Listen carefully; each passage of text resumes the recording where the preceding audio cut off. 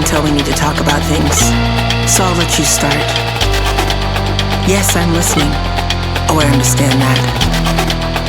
You need help with what you say? Oh, that's crazy. That's crazy, because the last time that we talked about this, I felt like I was really clear. I gave you everything that you needed to hear, but you're still asking me for more. No, I'm just trying to understand what you're asking for.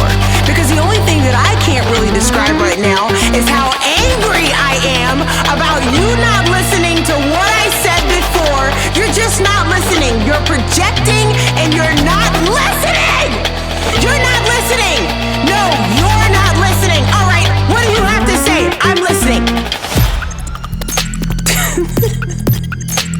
You make me feel like I'm losing my mind. I said it, and you're still not understanding. I've given you everything that you've been looking for. What else could I do? What else can I give you? What else can I say? What else do you need from me?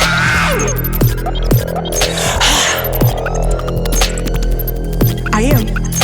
I'm going crazy. Yeah, I'm repetitive. I'm saying it over and over and over and over and over and over again. Why should I repeat myself? Why should I repeat myself? Why should I repeat myself? Why should I repeat